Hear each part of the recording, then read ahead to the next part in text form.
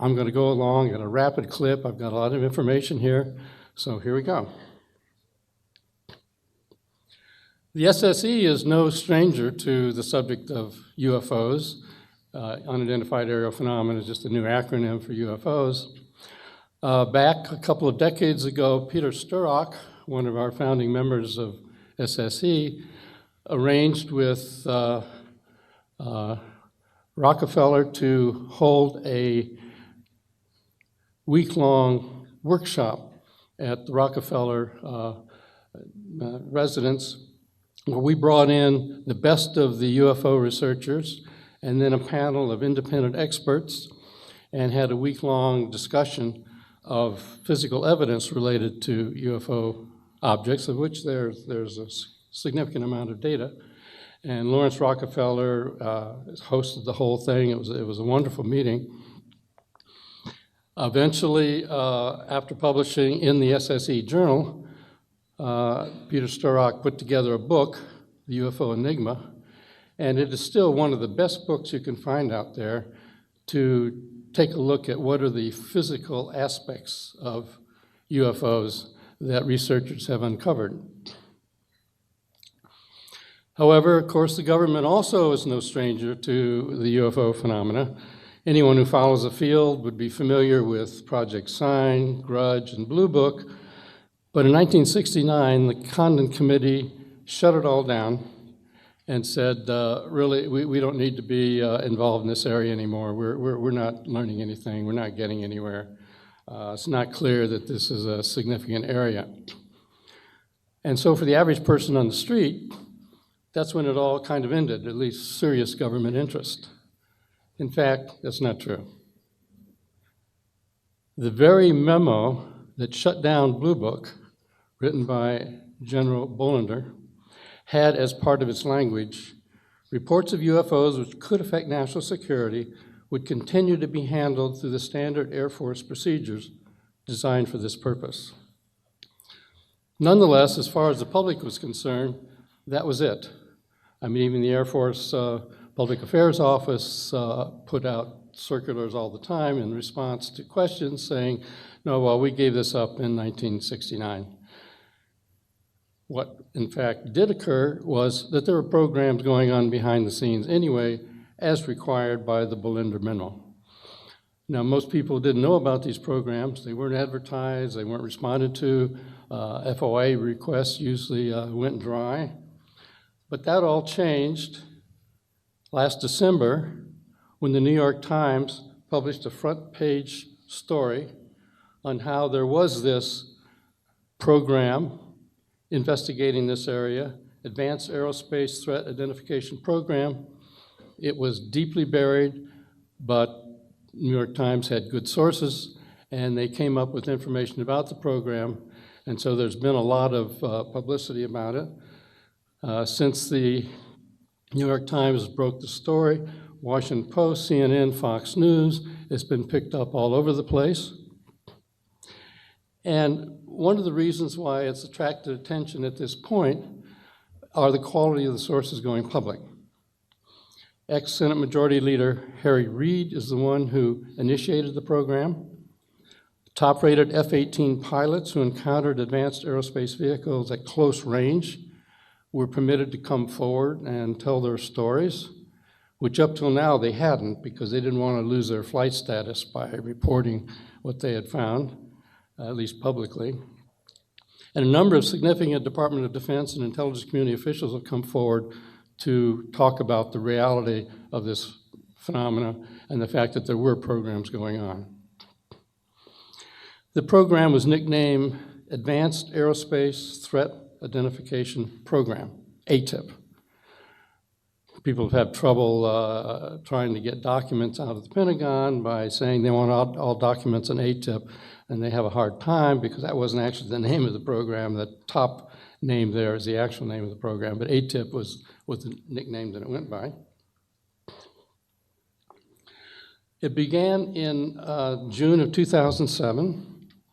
Defense Intelligence Agency was concerned about the fact that obvious observation had shown that advanced aerospace vehicles, crafts or drones of unknown origin, were flying all over the United States, over waters, in fact, globally is the case.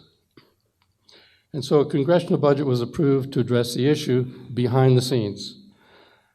Senate Majority Leader Harry Reid from Nevada was the one who was the initiator of the program, joined by Senator Inouye and Senator Stevens. These are the people who generally approve programs that were in the black, under high security, behind the scenes, and so they set up this program. Senator Reid has not walked this back since all the news came out. He's been very forthright and given a number of interviews. This particular statement sort of captures it all. We don't know the answers, but we have plenty of evidence to support the questions. This is about science and national security. If America doesn't take a lead answering these questions, others will. Well, there's a twofold nature of the threat.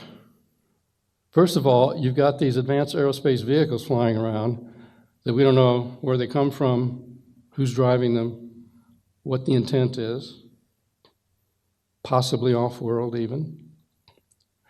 But the future threat was actually, as far as the Department of Defense went, and the intelligence community, one of the greater concerns.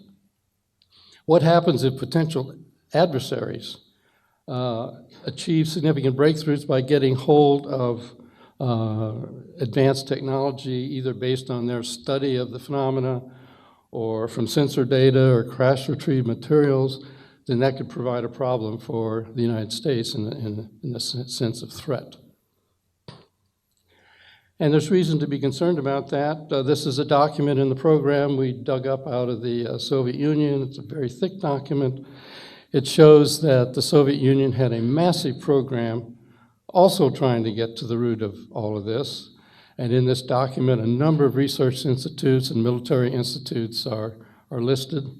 And of course, they had the same concerns we did. Is there a threat from the phenomena? Or might the Americans make headway before us, and that be a threat? Just to give you an idea of what's being observed, which many of people have seen because it's been in the news a lot lately. Back in November of 2004, a Nimitz carrier group was out on patrol off of San Diego, and on several occasions, an advanced aerospace vehicle would descend rapidly from 60,000 feet to 50 feet in seconds, and then hover, and then take off like a bullet. When it first happened, and it happened over a number of weeks, actually, two F-18, I'll talk about two F-18 pilots were vectored onto the site where they were being observed by the radars to investigate. And what they saw was what they called a tic-tac craft. Solid white, smooth, no edges, about 46 feet in length, uniformly colored, no nacelles, pylons, or wings. The F-18s could not obtain lock with their radars because they were stealthy, but forward-looking infrared radar could pick them up to some degree based on their heat signatures. And the advanced aerospace vehicle appeared to demonstrate advanced acceleration, aerodynamic, and propulsion capability beyond anything that we knew existed on the planet. I'm going to play a FLIR video that many of you may have seen.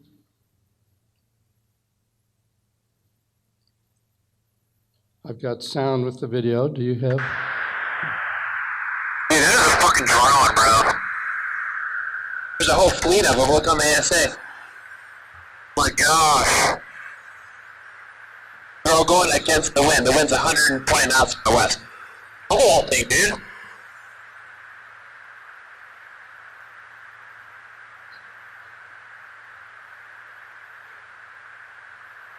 That's not an LNS though, is it? It's not. It is an LNS, dude. Well, if there's a look at that thing. It's rotated. I want to play it one more time.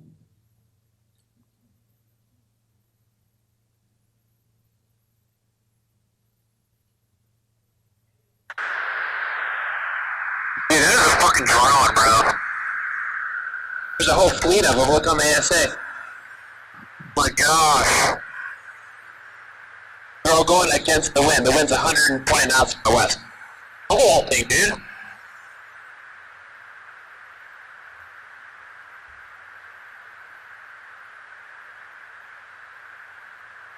That's not an LNS though, is it? It's not. It is an LNS, dude. Well, if there's a... Look at that thing. It's rotating. Now you might ask yourself, well, like, what can you prove from a videotape? I mean, you can see videotapes all over the internet and so on. But this was data fusion. There are gun camera tapes, there are these videotapes from the pilots, voice recordings, data link recordings from Aegis and many other military platforms, expert witnesses.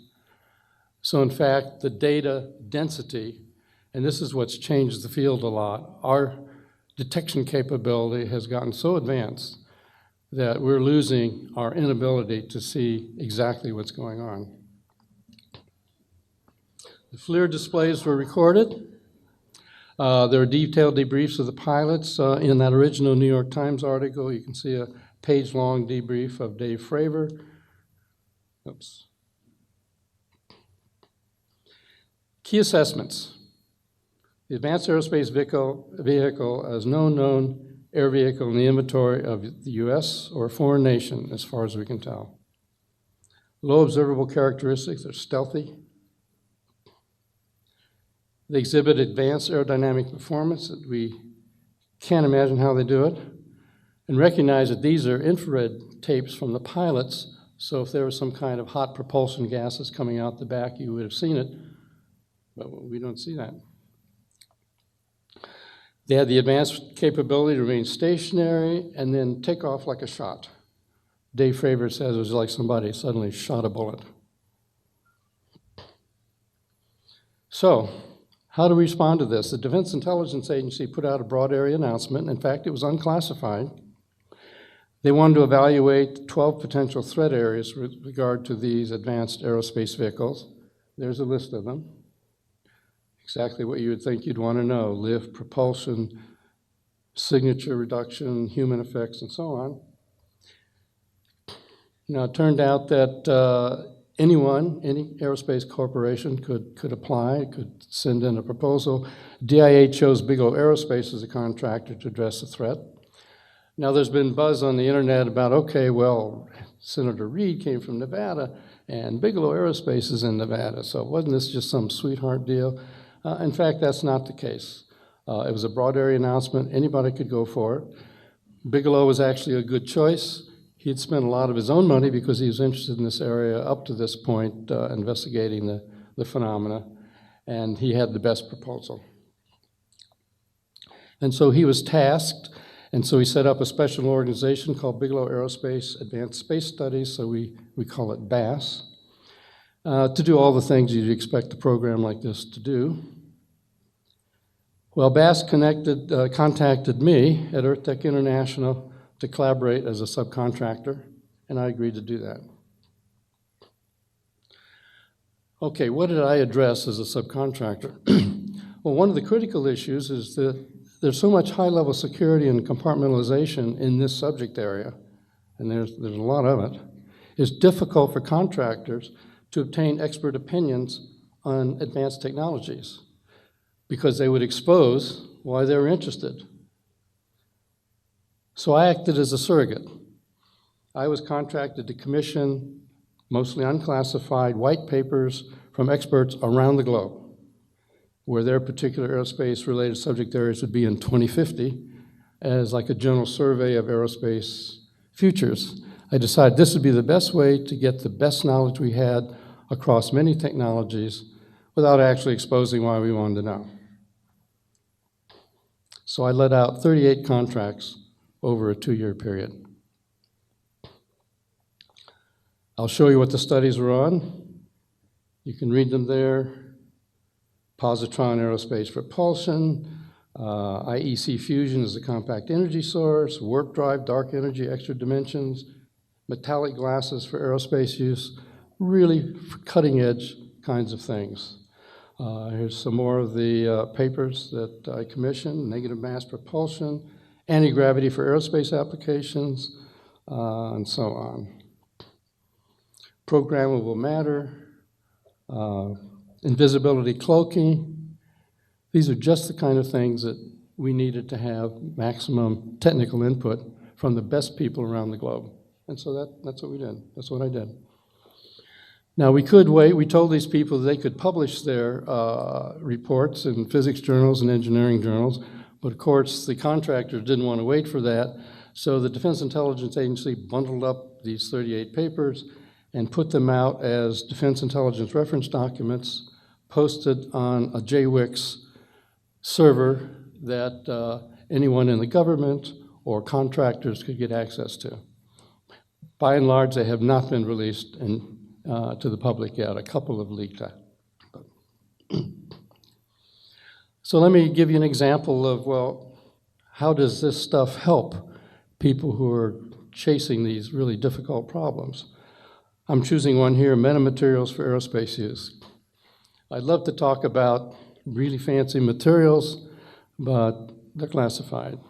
However, there's a lot of materials that have been picked up or provided even in the public domain. I'm going to give an example because it shows exactly what the structure is for how to deal with this. This is an open source sample.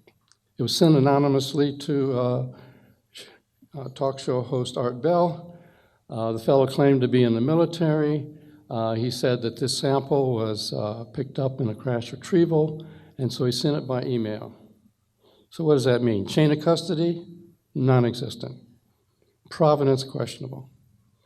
Could be a hoax. Could be some slag off of some foundry floor or whatever. However, it was an unusual sample, so we decided to take a look at it. It was a multi-layered bismuth and magnesium sample. Bismuth layers less than a human hair. Magnesium samples about 10 times the size of a human hair. Supposedly picked up in the crash retrieval of an advanced aerospace vehicle. Looks like it's been in a crash. The white lines are the bismuth. The darker areas are the magnesium separations. So the question was, what about this material? So naturally, we looked in all of the national labs. We talked to metallurgists. We combed the entire structure of published papers. Nowhere could we find any evidence that anybody ever made one of these.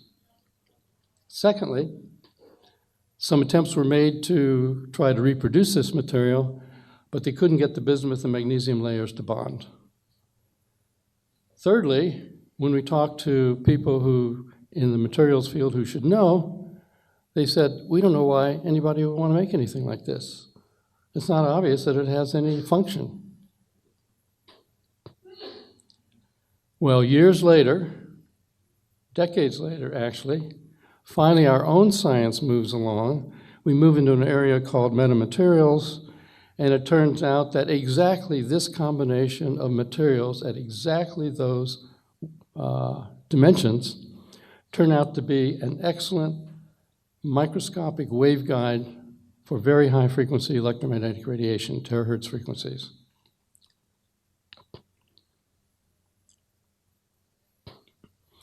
So the wavelength is 60 microns, which is pretty small size, but it turns out that because of the metamaterial aspect of this material, those bismuth layers that act as waveguides can be 1/20th the size of the wavelength, and usually when you make a waveguide, it's got to be about the size of the wavelength. So in fact, this turned out to be a material that would propagate sub-wavelength waveguide effects. Why somebody wants to do that, we still don't know the answer to that. But anyway, it was amazing that we've gone through this, and this is the kind of structure we go through a lot. You get a material sample with unusual characteristics to be evaluated. The method of manufacture is difficult to assess or reproduce. The purpose of the function is not readily apparent, as with our sample here. And then as our own technical knowledge moves forward, we finally see a possible purpose or function comes to light. That sequence is repeated over and over in this particular area. I'll pick a second one here for the engineers and physicists in the crowd, probably be more interesting. Space-time metric engineering, this happened to be the paper that I myself provided. One of the questions is, can the reported anomalous observables of these advanced aerospace vehicles be accounted for on the basis of known physics? I mean, you hear people describing craft taking right-angled turns at high speeds and other things with the hovering and rapid acceleration and so on, as if the craft didn't have any inertial mass. Well, it turns out, although general relativity, Einstein's general relativity is usually used in astrophysical applications and gravity studies and so on, you can look at it from an engineering standpoint. So if you take an engineering approach to general relativity, what I just showed can be understood. If you could change the space-time metric the way general relativity, I'm talking about textbook, not some fanciful physics, you could even get faster than light travel, Alcubierre warp drive as in Star Trek. Again, you might think that's a fanciful kind of thing, but that paper was published in one of the top general relativity journals, Classical and Quantum Gravity. The warp drive, hyperfast travel within general relativity. So if you engineer space-time metric, you can begin to line up observables with physics that we know and love, even if we can't reproduce it. What about the velocity of light constraint? People are always saying that. How could you have a wormhole that lets you go from one side of the universe to the other? Aren't you beating the speed of light? Well, what does a physicist or an engineer mean by the speed of light? He means this little equation here where the speed of light is given by 1 over the square root of the permittivity times the permeability of the vacuum. So the point is, if you re-engineer those vacuum parameters, then you can make the effective speed of light higher in the engineered region. And so those are the solution in general relativity that are called wormholes. And again, it's not science fiction. This is just right off the shelf, standard textbook general relativity applications. So what that means is a reduced time interstellar travel is not, as skeptics would say, you can't get from there to here. Advanced ET civilizations now, or ourselves in the future, are not fundamentally constrained by physical principles. The exotic physics for such can be addressed in engineering terms, sort of metric engineering, as it were. Does this have any help? Again, by the way, this paper also was published as one of the Defense Intelligence reference documents. And since we were permitted to publish in the open literature, I published that paper in a British Interplanetary Science Journal, an engineering journal. So if you're interested in looking at the details, you can learn as much as you want to know about metric engineering.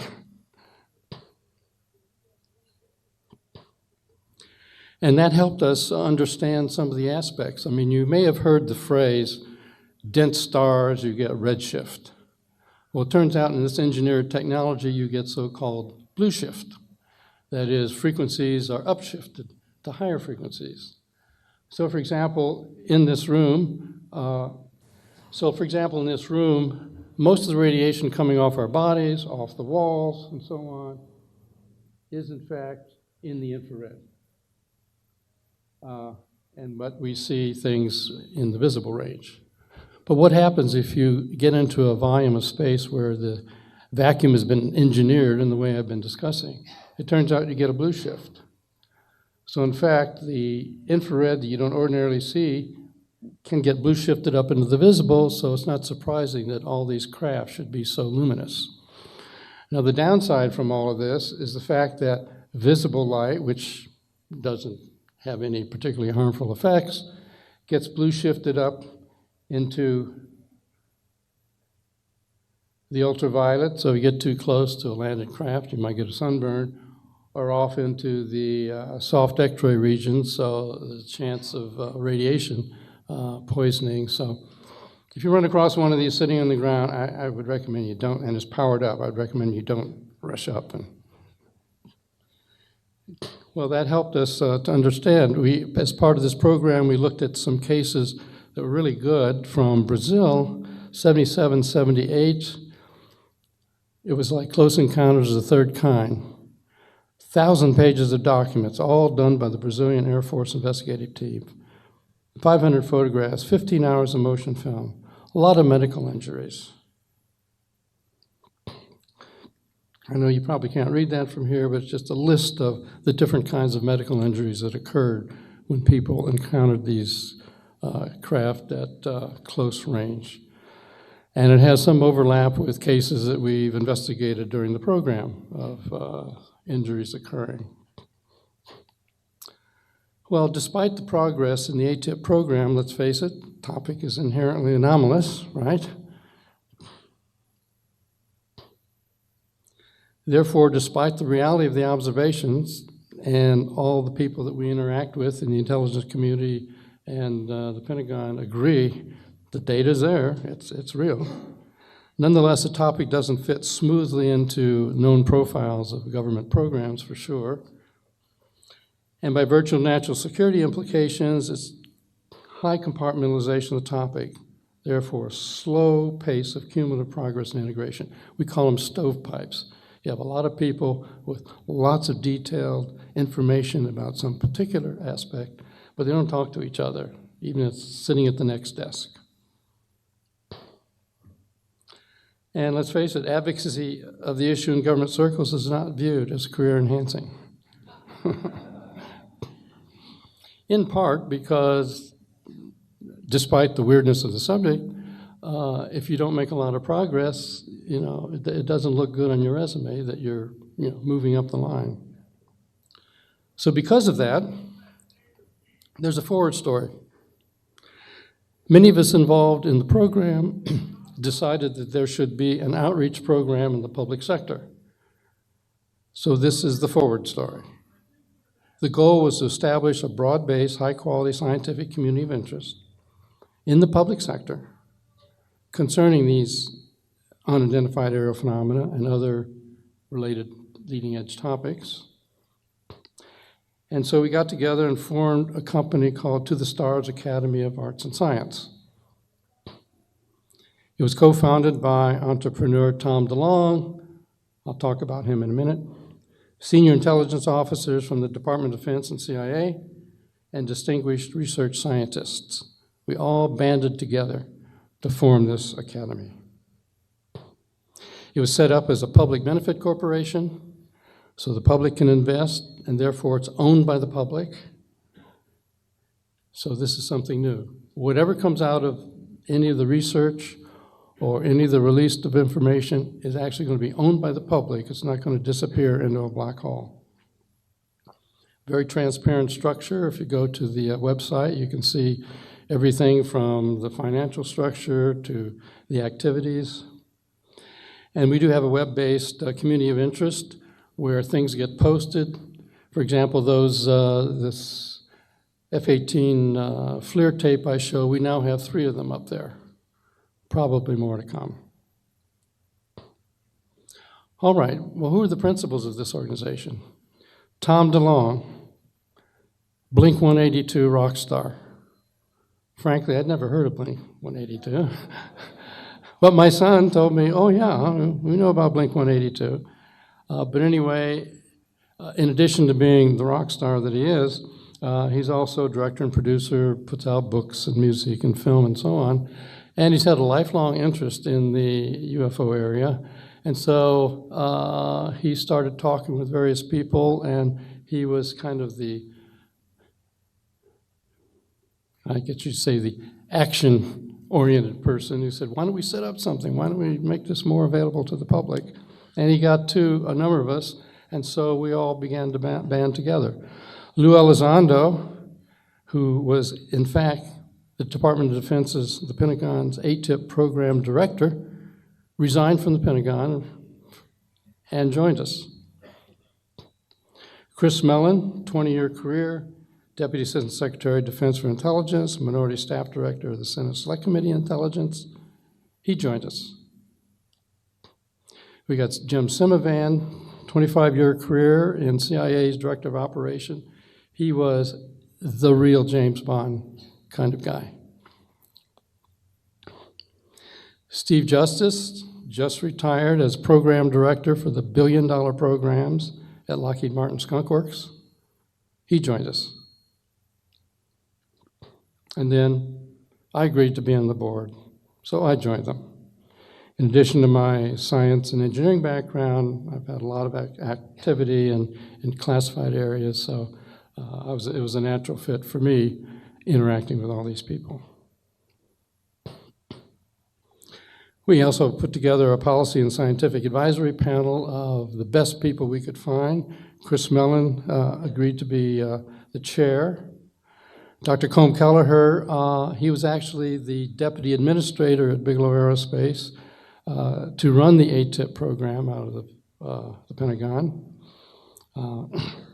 Dr. Gary Nolan, top genetics professor at Stanford University. Dr. Kahn, 30-year career with CIA, counter-biological weapons program. Dr. Rapp, professor of military and emergency medicine, Uniformed Services University. Dr. Gilpin, consultant in academic biomedical research and research law. So we put together a team as panelists to keep us on the straight and narrow of really top people who have wonderful backgrounds and really want to see scientific work be done in this area. So the goals for the To the Stars Academy are promote the concept that such forefront topics as UFOs, SETI, consciousness studies, even telepathy and psychokinesis should not be considered taboo for serious scientific consideration. So, I mean, it's a perfect match to the SSE, because that's our goal in the SSE as well.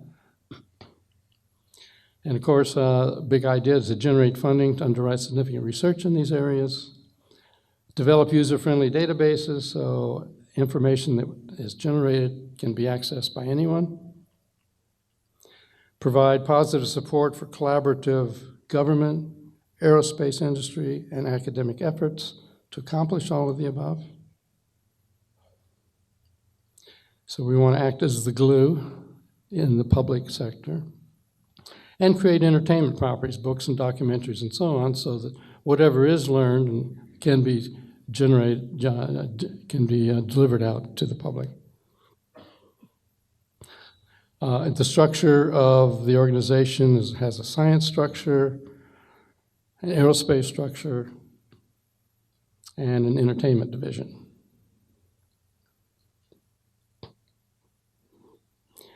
What are the activities of this organization to date? Actually, we were responsible for legitimizing the topic in the mainstream press.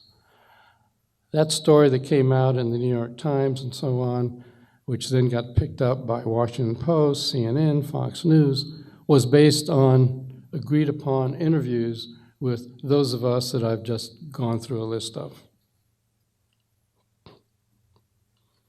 And given the quality of the sources coming out from the shadows, for example, ex-Senate Majority Leader Harry Reid, top F-18 pilots, significant Department of Defense and intelligence community officials, the bar has been raised on legitimization of this topic in the public arena. We think that's an accomplished goal to date.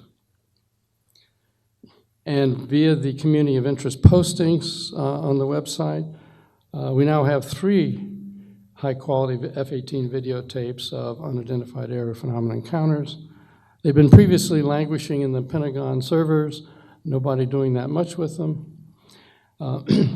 These are still being generated. One of the tapes is from 2016 off the East Coast of the United States. I mean, there are a lot more tapes.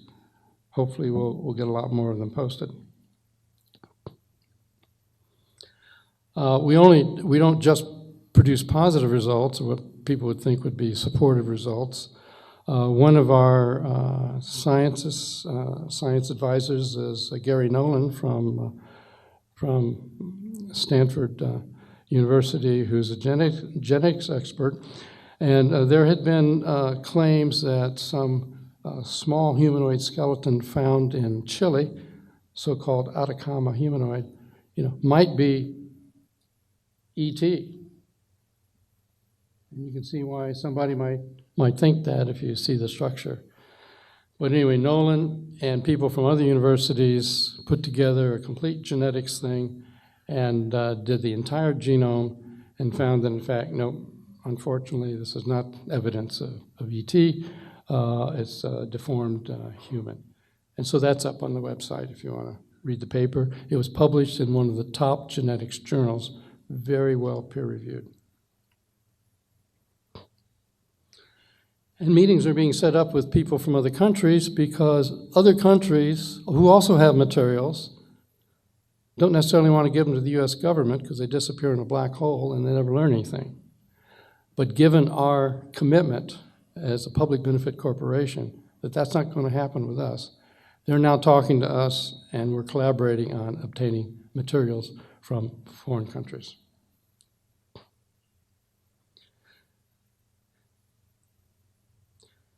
And of course, we're negotiating with media outlets to get all this out in the public in the form of documentaries or TV shows or whatever. So basically, that's the backstory and the forward story. And I'm glad to answer any questions. I'll answer any that I can. Thank you.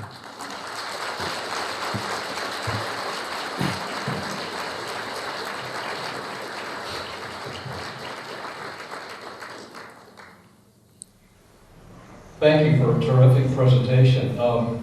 So your good friend John Alexander published a book, and I know I'll have a chance to ask him this too. Mm-hmm. Why was it so hard for him to find who was doing the research, who was holding the files on UFOs? In his book, he said everybody thought that somebody else was doing it, but everybody said in all the departments, it's not me, it's not us that are doing it. It was somebody else doing it.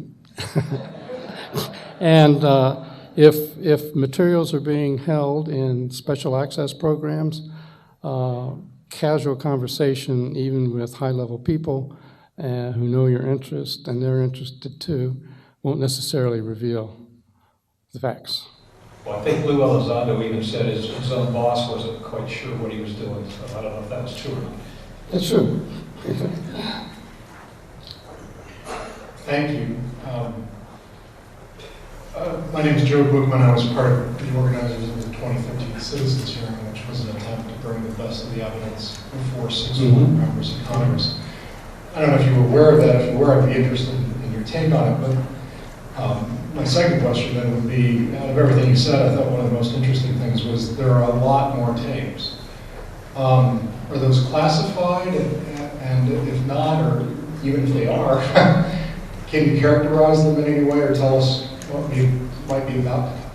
They're not a lot different from this, and some of them are classified because of where they were taken. But as far as the content of what we're interested in from a technical standpoint, they're not that different. And provided you strike out the, say, location and so on, then there's a chance of getting them declassified, and we're working on that. Yeah, if that was a TV channel, I'd be quite likely to tune in. And then generally speaking, out of the whole world of the UFO field, or specifically regarding that citizens hearing from 5 years ago, is there anything you found useful, beneficial? I know there's a lot of hoaxerism and fraud involved in what's called knowledge. Speak to that at all.